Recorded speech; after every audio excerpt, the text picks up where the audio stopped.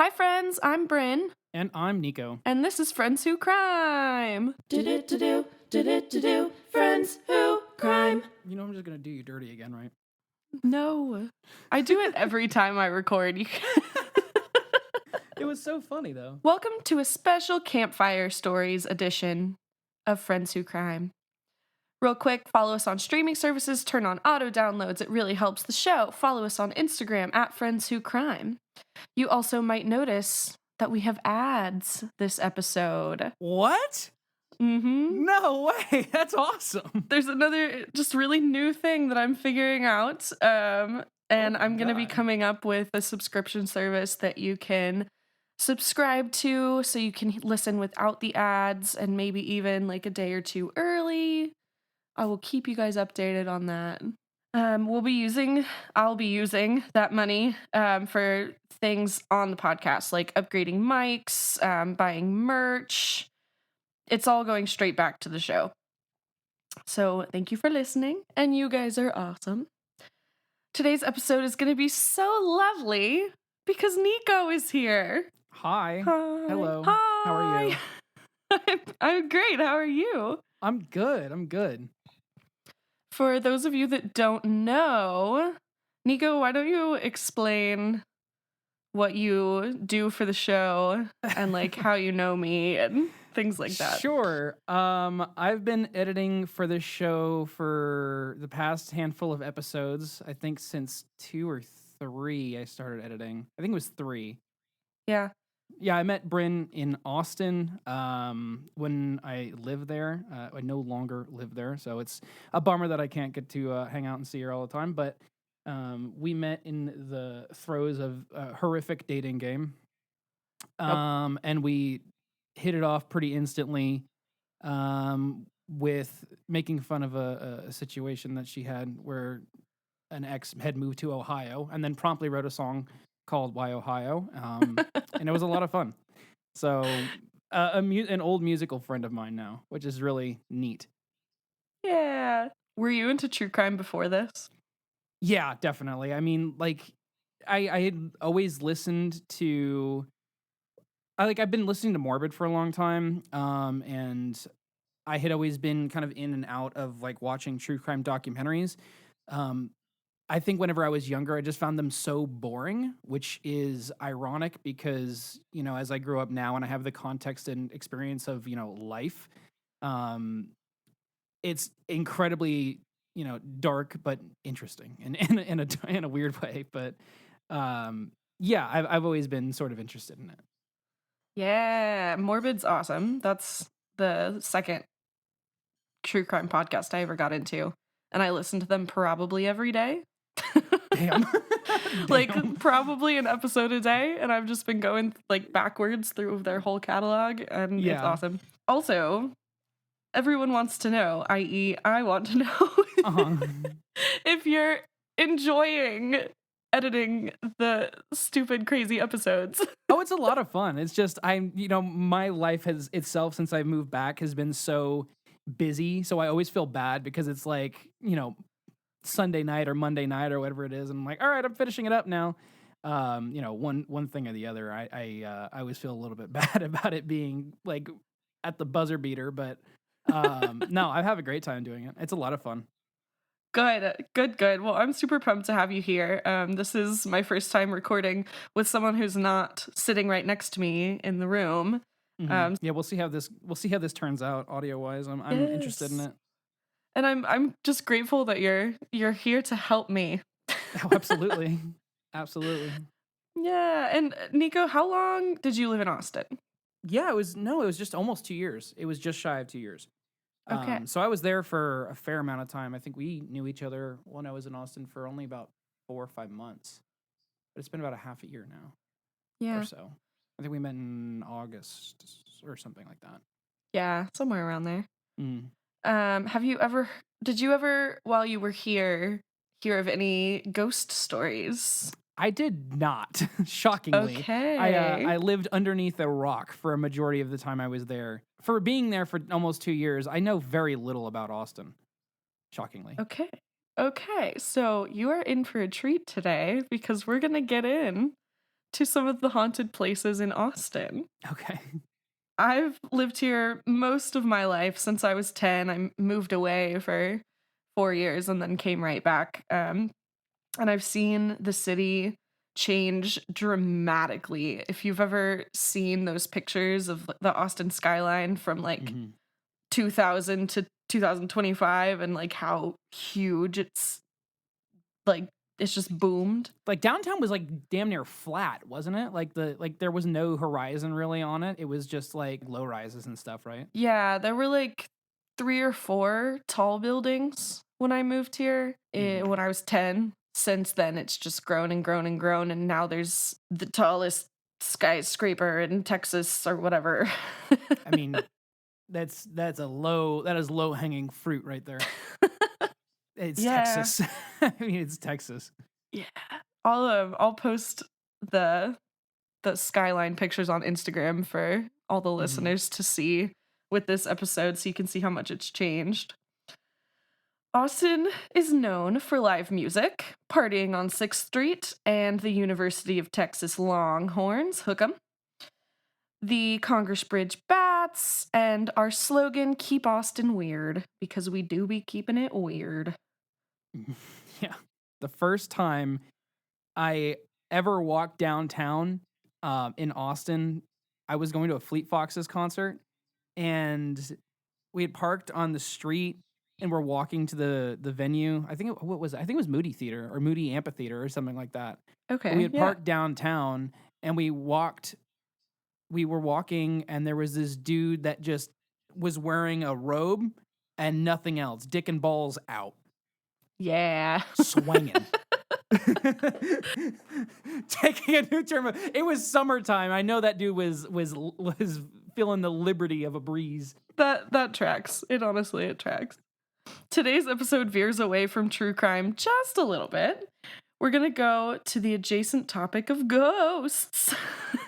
So we're going to talk about Austin hauntings today. It's one of the most haunted cities in Texas. There are some strange goings-ons, more than I can even fit into one episode.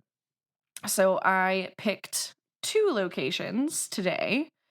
And if people like this episode, I am absolutely down to do a part 2. It would be super fun.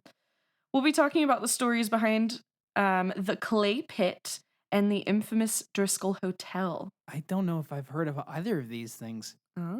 They're both downtown. Like, I don't know even where they are. Yeah. All right. Okay. So this is going to be super fun.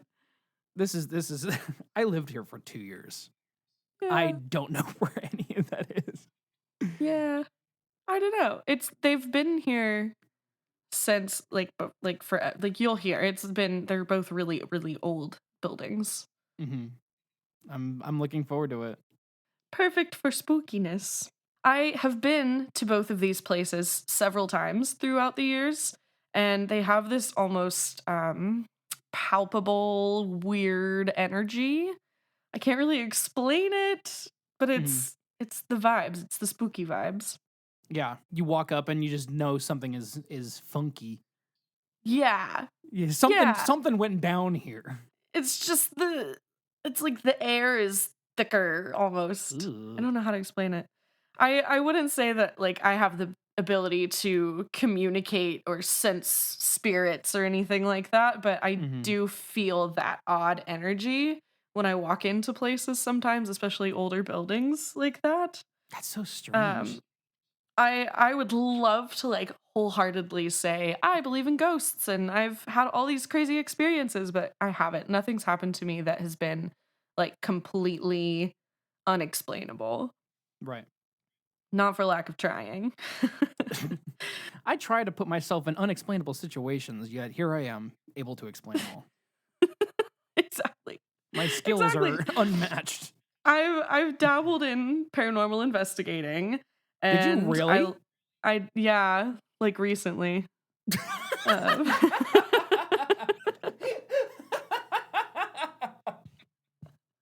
Was it for the show?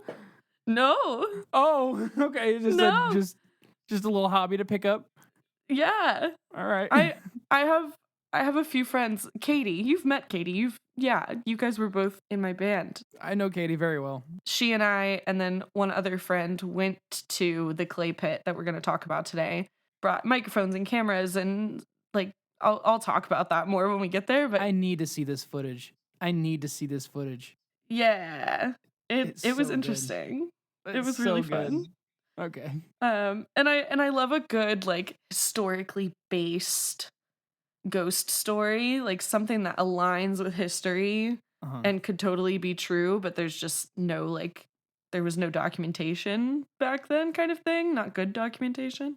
That in it of itself is kind of spooky too, because you think about these people that were real people, and they were had these rich lives to them, and then they get something horrific happens to them, and there's just no documentation on it, no background on it. Like if you weren't there, or you weren't in the context of whatever time it happened, like it's so hard to find the info on it.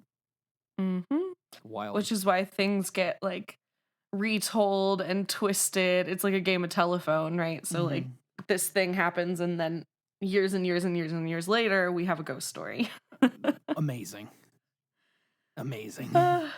So we're going to hear about some of those stories today. Everyone that's listening, please sit back and join Neiko and I by the campfire, complete with ambiance. I brought marshmallows. Marshmallows, graham cracker cookies, some hot chocolate and Baileys. Oh, Hell yeah. You're glamping. Mm-hmm. That's glamping. Only way. That's past what we're doing. That's a little too much. I'll put bay leaves up in my hot chocolate. What? You've never had Baileys and hot chocolate? No, I'm not from Texas. That's not a Texas thing. I've never heard of that. Yeah. I've never even hot heard chocolate. of that. A little bit of Baileys in there, or coffee and Baileys. I can do coffee. Very good. It's just like a little mocha hot chocolate. I'm down with that. Yeah, with alcohol. Oh. Well, hold on. Let me pull one of these up to our campfire. Let me rethink my entire lineup for what I'm bringing to this campfire. Our first story takes place at the Clay Pit. The Clay Pit is the best Indian food restaurant in Austin, in my opinion. It sits in the heart of downtown near the Capitol building. You have been there. I have been there. That's where I saw the guy with his wiener. Exactly. The food is fantastic, but that's not all that draws people to the restaurant. It's located within the historic Bertram building, one of Austin's oldest establishments. The building has 3 floors, a basement, a ground floor, and a second story. Okay. Both the upstairs floor and the basement have sinister stories attached to them. How did this building come to be? Through a man named Rudolph Bertram. Bertram Building, Rudolph Bertram. Checks out. Bertram was a German immigrant that moved to Austin just after it became the capital city in 1839, hoping to take advantage of the fast-growing city and its economy. He worked as a ranch hand until he saved enough money to build a general store. He placed a farmer's plow on top of the entrance to signify it as a general store and opened for business, selling farm tools, seed, soil, household supplies, some groceries, things like that. He also sold whiskey. Sometimes it was during Prohibition. Hey, guys gotta make a buck. Yep. Guys gotta make a buck. Bertram met a lovely woman named Bertha Crone, a fellow German immigrant, and the two got married in 1860 and went on to have at least 2 sons and 6 daughters. They were getting busy. God. At least. That means it's not even, they don't even know. They're like, hey, Right. this Bertram guy down the street, he's got like at least 8 kids. Yeah. Like, they didn't, okay. No, I think it just wasn't documented. This guy's got at least fucking 6, 8, 10 kids. With so many children running around, the couple needed more space. They built a second floor to the building to live in, so that's when that second floor came to be. Mm-hmm. They lived up there as a big happy family, But the world had other plans for them when there was a diphtheria outbreak in the town. Diphtheria did take 5 of the Bertram children within just a few years. Okay. Left with only 2 children alive, they knew they had to be more careful if they could. So when their young son, Toby, contracted typhoid, they quarantined him in his room on the 2nd floor of the building. Mm-hmm. Shortly after, he too passed away. So now they've got sad. 6 kids that have passed away. They got 2 left. God, there's so many. Two or maybe more? Question or mark. maybe they have approximately 2 left. Approximately. Toby's spirit now roams around the restaurant, usually on the 2nd floor where he passed. He is seen often. Employees of the clay pit say they're just used to paranormal happenings. It's just another day at work. One employee was closing up one night and saw a little boy peek his head around a corner of the wall, waving at him. My God. Yeah, the employee, he just looked away and then he did a double take and the boy was gone. Oh my Disappeared. God, I you know what? Props to the people that actually work there, because I would walk past myself in a mirror one time and jump. Like, I couldn't imagine seeing a ghost, just a small child, peek around the bar, after you're closed, and you're just like, what? And then you blink and they're gone? No. Yep. No. I'm on Indeed. I'm finding something else. I talked to them while I was there investigating, and all of them were like, yeah, it just happens. It's just, we're used to it. It doesn't really bother us anymore. They're not going to hurt us. They're just kind of messing with us. They're like, that's Billy. He's chill.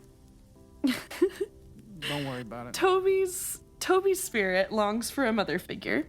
If you have the right maternal vibe, you might feel him hug your leg or tug on your skirt or play with your hair, reach for your hand. He's also been seen playing on top of the bar. He's a scoundrel. I know.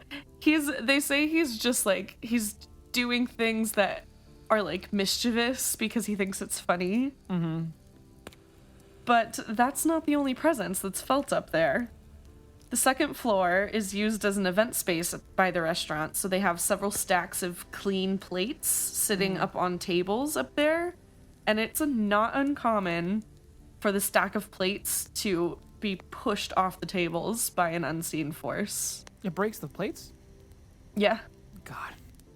And there's a video of it. There's an episode of a series called Strange Town on YouTube, and there's an episode on the clay pit, and there's a video of the security footage of this stack of plates just falling over, and all the people in the kitchen are like, what the heck? I really feel for the owners of this place. That's a lot of money. That's a lot of money to just lose for someone being a shithead. Some ghost. He is really, really open. The owner is open about letting people in. That's how we were able to go investigate. He does the haunted tours that come through there.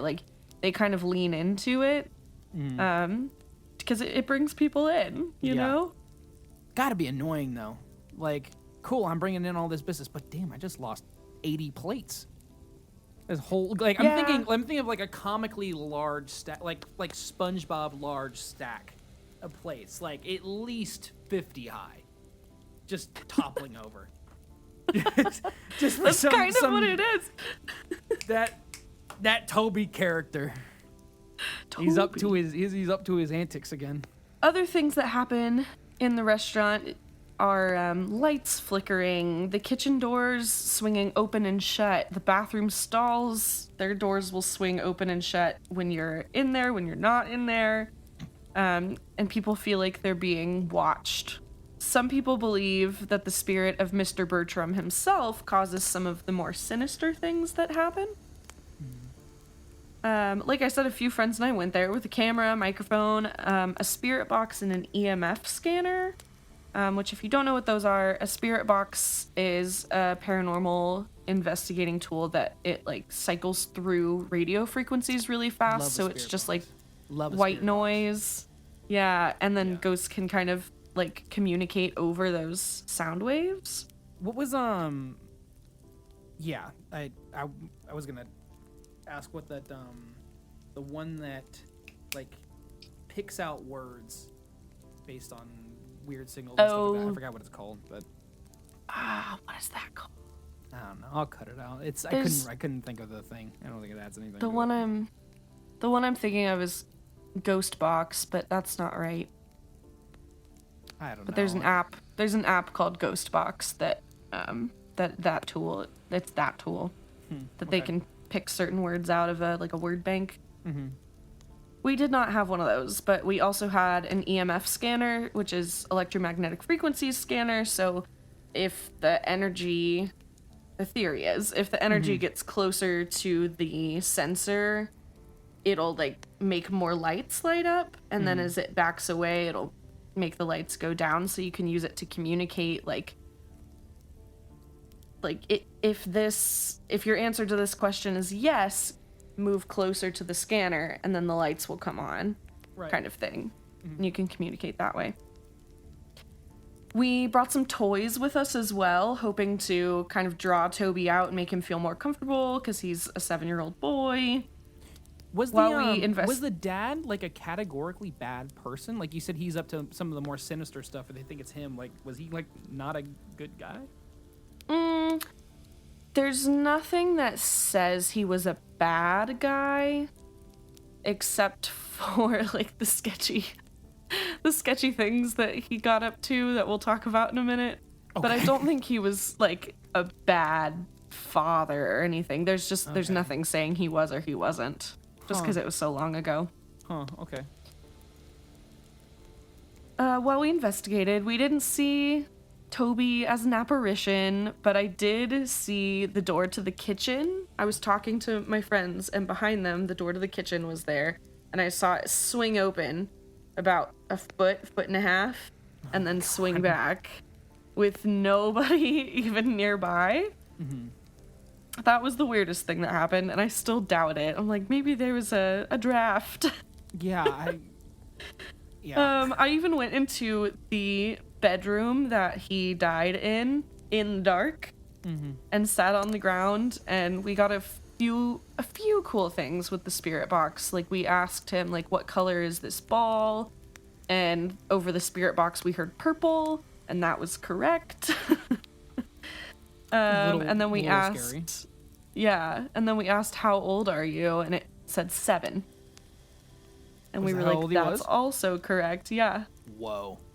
Yeah. So those were the 3 things that we experienced that were kind of spooky.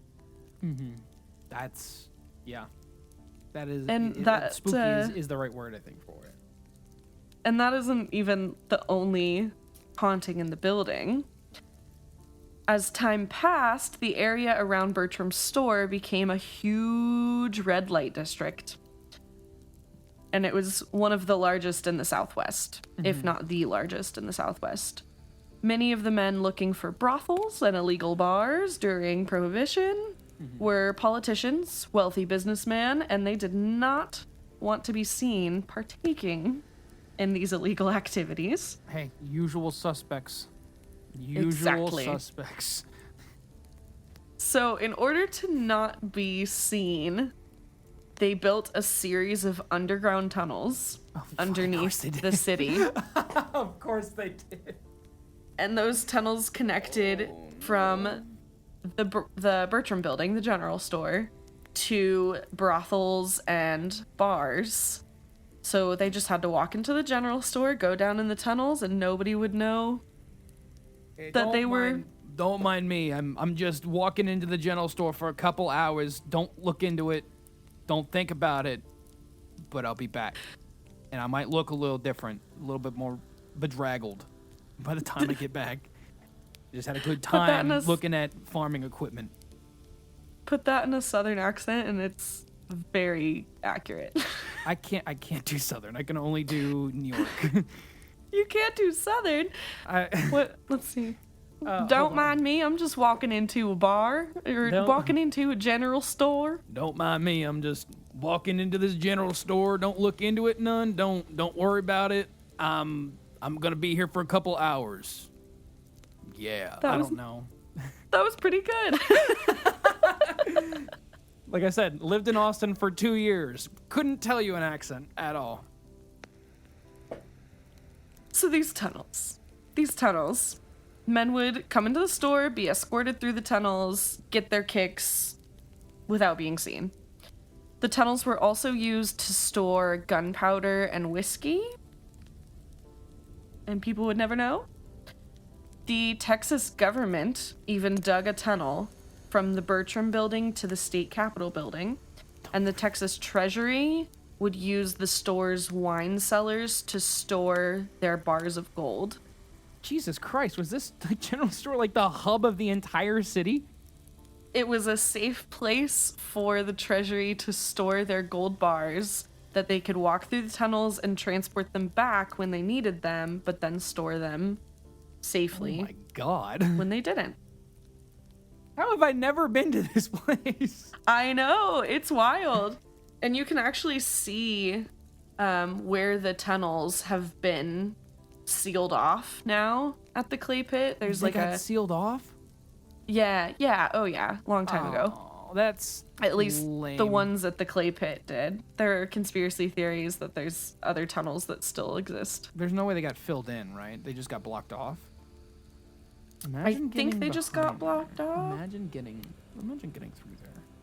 That's a video. That is also trespassing. We would never ever do that, but that would be really cool. That would be really cool. And there's not conspiracy theories, but there's theories that these tunnels still exist connected to the Capitol building that go to other places in the city. So if they have to be. If there's something that is going wrong, yeah. Even if they are blocked off, I would venture to guess they're only like padlocked off by like a gate or a door or like something that is somewhat permeable. If you really needed to use it, you could probably use it again. Yep. That's kind of cool. That's kind of fucking cool. And there's another theory that I really like. There's another location that's haunted that we're not going to talk about today, but I would love to talk about in a future episode. But there's a theory that there's a tunnel from the Capitol building to this historic house. And the reason people think that is because they don't let anybody in that house. There's security all the time. Very few people work in that building, even though it's offices. Like, there's haunty, ghosty things that go on in that building. There's a whole story behind it. I would love to tell that story someday. That reminds me exactly of the house from Harry Potter. Yeah. Yes. Yeah. Dude, that's it. I did not know that Austin had that. That's a really good equivalent. It is. Yeah. But it's called the Littlefield House. If you haven't heard of it, like go research it. That's one of the ones I wanted to include today, but there just wasn't going to be enough time. So I'd love to do that on another episode. Or don't research it and let us tell you about it in a future episode. Ooh, yes. Let's do that. So these tunnels, there's a couple of different stories that go along with them between the Bertram building and potentially other places. The first story is about the Scarlet Lady, as she came to be known. She was a sex worker who was strangled to death by an unknown man in the tunnels, probably a client. Back in the day... In the tunnel? Yeah, in the tunnels. Oh my God, okay. So, back in the day, and even now, people don't take the deaths of sex workers very seriously. No one tried to solve her murder, and now her spirit lives on, seeking revenge and redemption for the man who killed her. I don't blame her.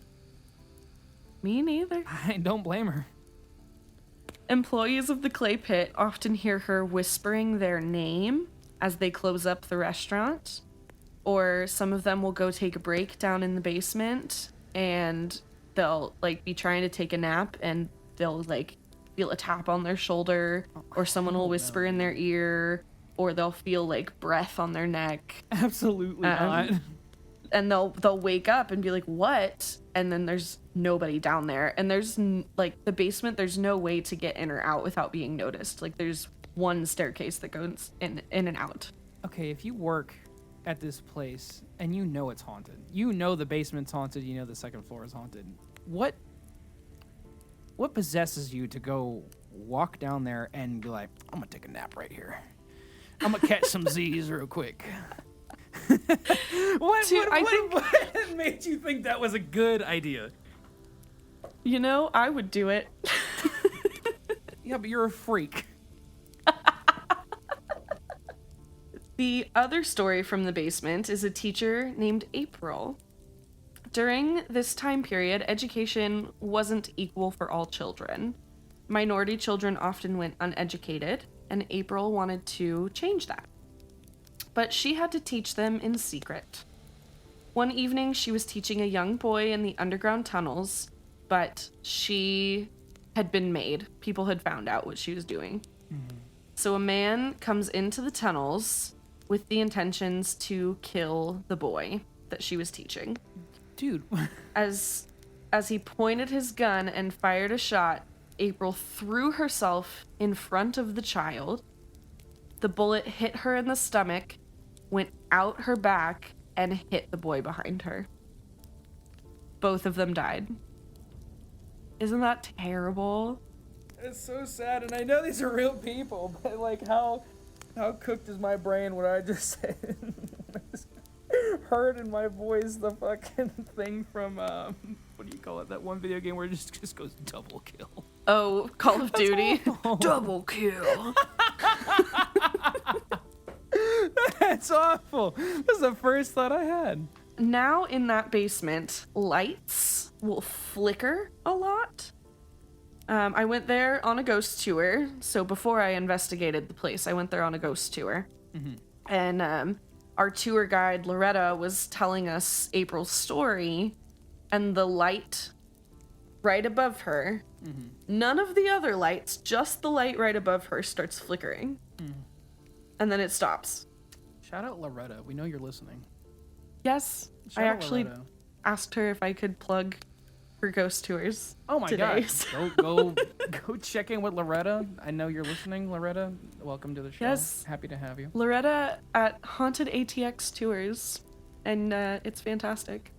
You get to ride around in a hearse and go to a bunch of different haunted locations. It's great. Dope. There have also been experiences in the clay pit where women who are teachers enter the restaurant and they feel a sharp pain in their stomach for no reason. And then when they hear about April's story, they're like, I'm a teacher and my stomach hurts really bad since we walked into this restaurant. That's so strange. It's wild. That's so strange. When my friends and I investigated down there, we got a lot of flirtatious words through the ghost box. Things like grab and Randy. And my favorite... We got a lot of flirtatious words like grab, Randy.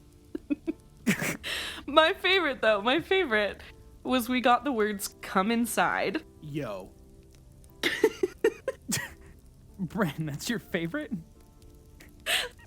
of the things that we picked up. Randy, come inside. Randy as in like horny. I'm feeling Randy. That kind of Randy. Is that a term? Oh yeah. Oh, I've never heard that term in my life. I thought you were talking about a guy. Oh, no. Oh, okay. Yeah. I Okay, use that it makes all a the lot time. more sense. You use the word Randy a lot? Yeah. I'm feeling damn. I'm feeling a little Randy. I'm feeling a little Randy after. What? Okay. Okay. We also used the EMF reader down there, and for a solid chunk of time, we were asking questions, and we explained, like, If you walk towards the sensor, these lights will pop up. It makes a rainbow. So if your answer's yes, walk up to it. If your answer's no, stay back. And we asked a bunch of questions and we would get answers. And it wasn't just like random timing. It was like we asked a question and it would slowly light up. And then we would ask a question and it would stay lit up. And then we would ask a question and it would slowly get dark again. So Those ghosts are here to play, man. Those ghosts are here to play. it's wild. It might have been April. It also might have been the Scarlet Lady. Who Or knows? Randy. So the Clay Pit, definitely one of the most haunted places in Austin. This isn't even all the stories. It's worth a visit to get some fire Indian food and see for yourself that there might be spirits in the building. Okay, we are moving on to the Driskill Hotel. This is the most well-known haunted location in Austin. It is one of the most haunted hotels in the country, for sure. Okay. I have never heard of it. There are endless books, videos, articles, Reddit posts, like everything on the Driskill. And it's a crazy rabbit hole. Is it that at I all have gone related to down. the O'Driscolls from Red Dead Redemption? Absolutely not, as far as I know. Okay, then. This is new information to me. Every time that I have stepped in to the Driskill, I get nauseous. Literally, I get nauseous every single time. Even when I didn't know it was haunted, the first time I went in, I just felt this feeling of dread. Just like there is something going on, and I feel gross. The Driskill Hotel sits in downtown Austin at the corner of Brazos and 6th Street. You might know 6th Street for the insane amount of bars that call to locals and tourists alike. If you've never been to 6th Street, it is wild. So if you're gonna go, prepare yourself. Never been. The first time I went, there was a gaggle of bachelorettes. Yeah, a gaggle of bachelorettes that were all topless with sashes on. Damn. So that gives you an idea. Should have gone. And they block off the street so that people can just like walk around and there's no cars. I take it back. You and I have been to 6th Street together. We went to Old 6 Oh! together. We did for Shanique's show. Yeah, I totally forgot about that. Wow. Me too. Yeah, it's like one of my favorite dive bars is like right there. Wow, I totally Yeah. forgot about that. With the food and the guy who hit on me and got my Snapchat. Oh, yeah. Was that you? Well, kind of. It was those two guys from California that we were upstairs at Yeah, the yeah, Casino yeah, El yeah. Camino. Yeah. Yeah. Oh, was he hitting Funny. on you? I didn't process yeah. any of that. I was just like, yeah, I'm just here for this burger. I honestly, I think I just blocked out that entire I'm some friend I am. I think I just blocked that entire thing out. I was just like, this burger looks sick. Was not super important, but yeah, definitely got hit on. I was hangry. So 6th Street and Brazos, Driskill Hotel on the corner. Okay.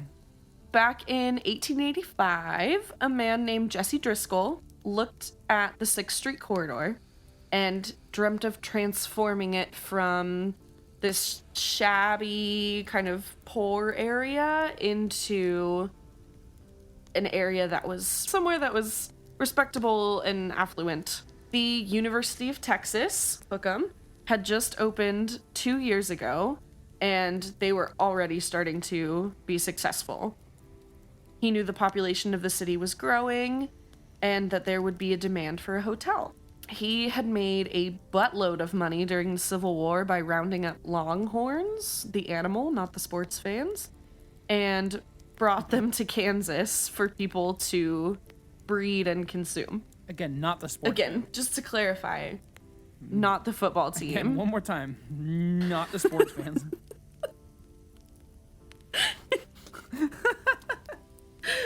The image of him just like bussing the football team up there and being like, here you go, everyone, eat them. To breed and to consume.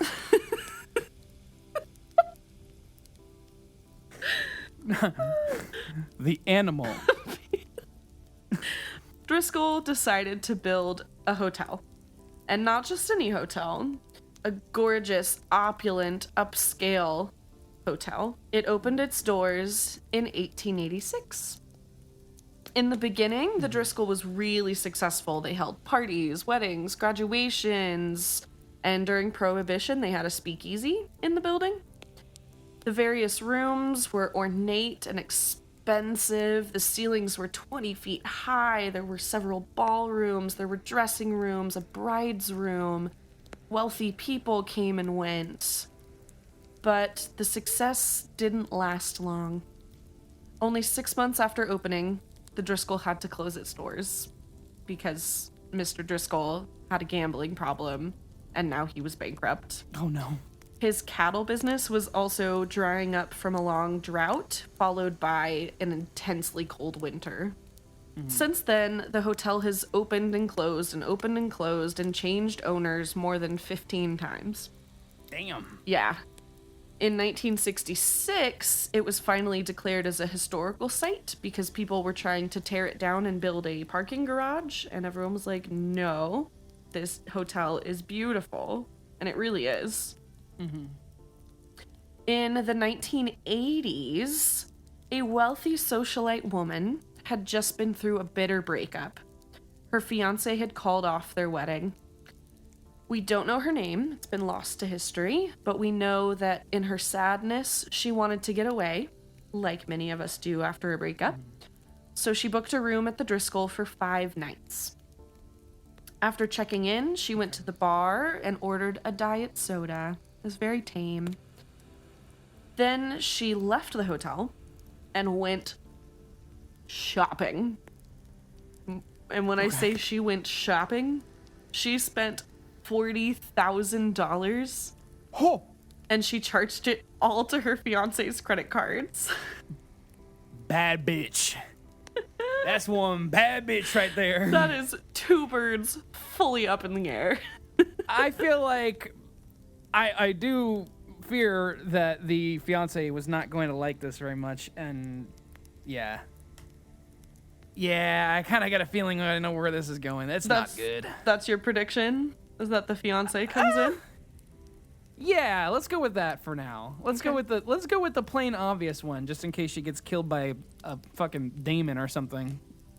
Let's see. She carried as many of the shopping bags as she could back to the hotel, and the ones that she couldn't carry were delivered to the hotel. Oh my god. She walked up to her room on the 5th floor, room 525, closed the door, and locked it. One of the housekeepers had noticed her with all those shopping bags and kind of acting oddly, and decided to call up to the room. She told this woman to let her know if she needed anything, no matter what it was. The woman responded saying, "Thank you, but there's nothing you can do." Wow, that's kind of haunting sounding. More than a day later, that housekeeper noticed the "Do Not Disturb" sign still hanging on that woman's door of room 525. She tried calling the room again, but there was no answer. She knocked on the door, but no one responded. So she finally alerted her manager, and they attempted to unlock the door with a master key, but it was locked from the inside, so they still couldn't get in. Damn. With no signs of the woman from what they could hear or see, they finally removed the door off its hinges and got inside. Okay. The housekeeper walked over to the bathroom door, which was slightly ajar, and her stomach dropped when she saw what was inside. The broken-hearted guest had grabbed a pillow from the bed, held it against her body, and shot herself in the stomach. Jesus Christ, man. Yup. So it was really the shopping thing was really just one final fuck you because it seemed pretty decided, I guess, for lack of a better term.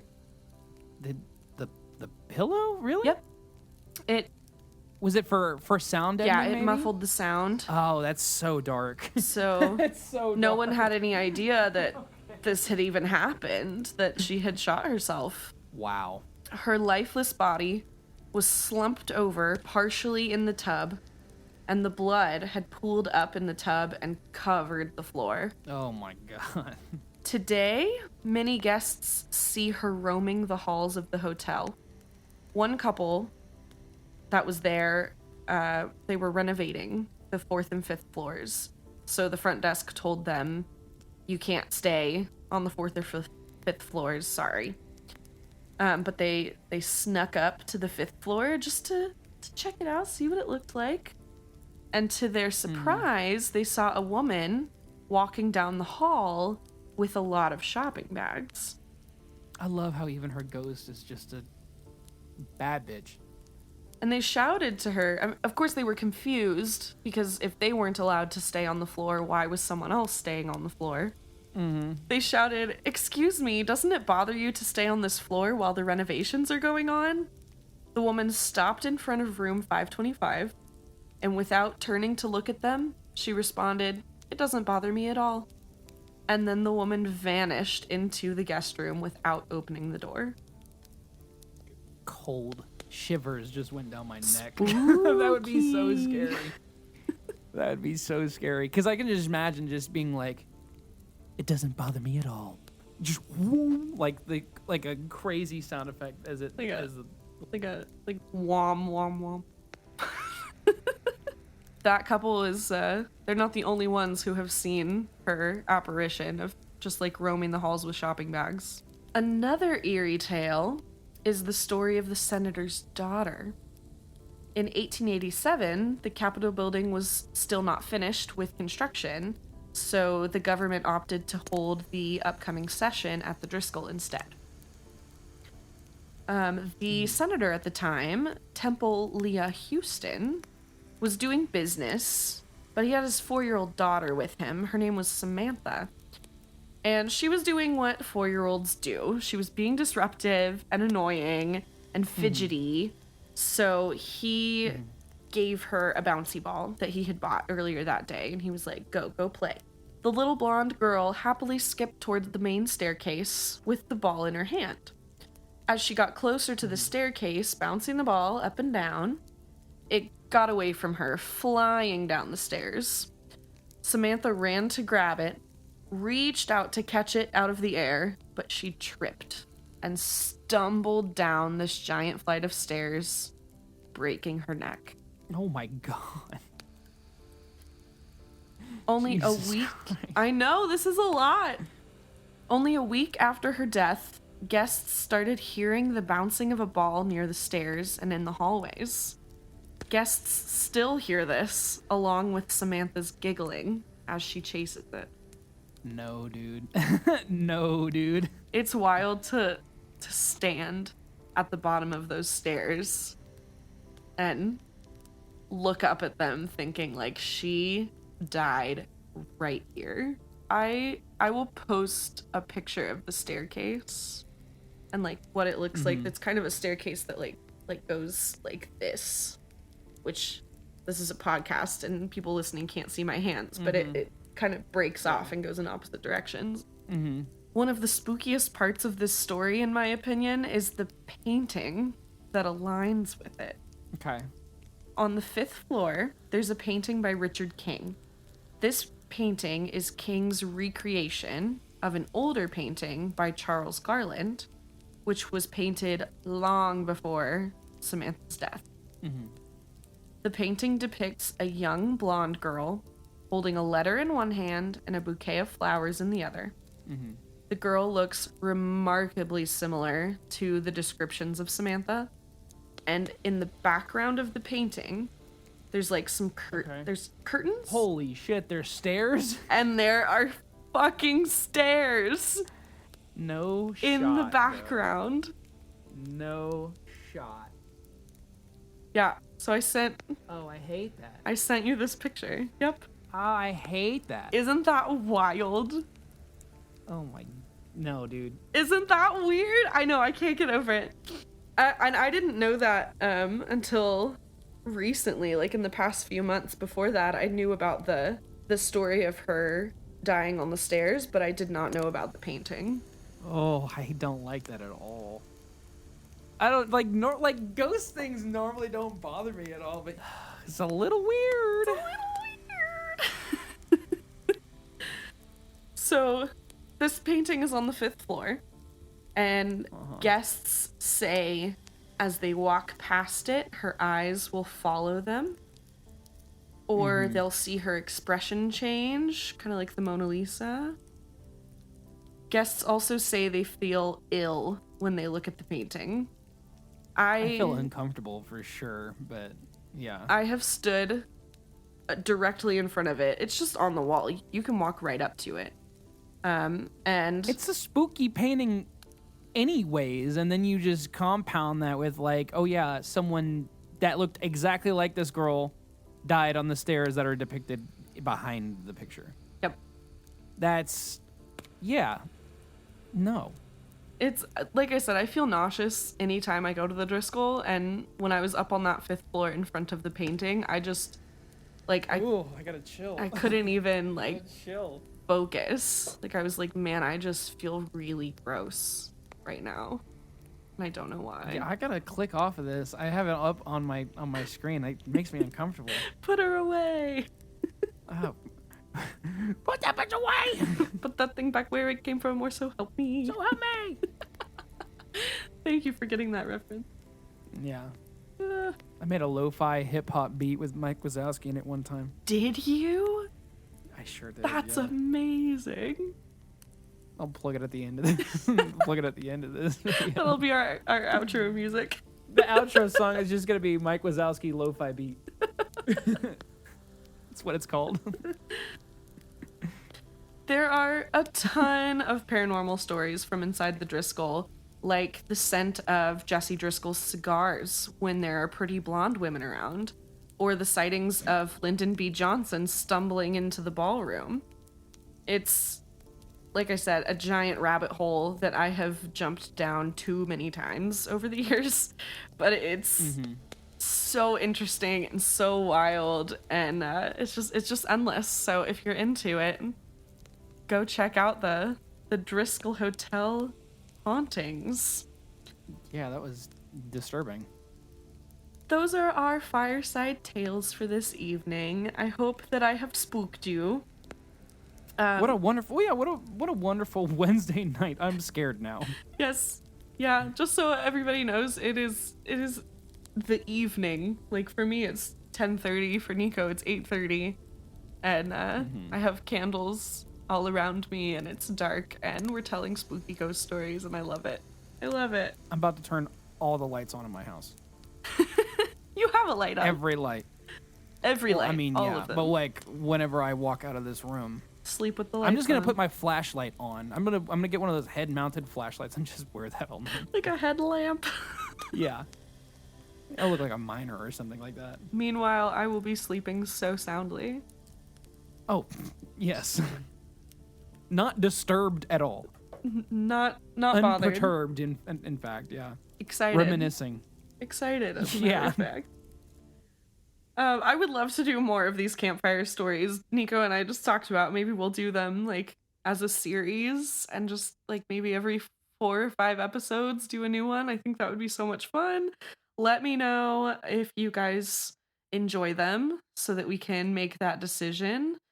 If you have any of your own ghost stories, please send them to me. I would be so grateful and so interested and so spooked, and just tell me if you've got them. I need to know. If you did enjoy these stories today, my favorite Austin ghost tour, like I said earlier, is Haunted ATX. Loretta is the bomb. Shout out Loretta. You can follow them at Haunted ATX on all the socials. They do tours during the week, and they do paranormal investigations at the Clay Pit on Saturday nights. You get to ride around the city in a hearse. It's really fun. You get these little skeleton arms that you can wave at people through the window of the hearse. And we spooked. Here's a horrific story that we're about to tell you. Here's also these party favors. I want you to wave them out the window. Well, like out the back window It was of the a hearse. awful murder, double homicide, terrible. Here is some plastic hands. They give you soda if you want it. It's very fun. I took an edible beforehand. It was fantastic. Even better. But I'll put their info in the show notes so that you can book a tour with them if you're interested. I also just really want to say thank you to Neiko. Thank you for all that you thank you do. for having me on. Thank you for being here and listening to my crazy ghost stories and taking time out of your week and your evening. Yeah, of It's course. been very fun. Happy to do it. This has been a very fun episode.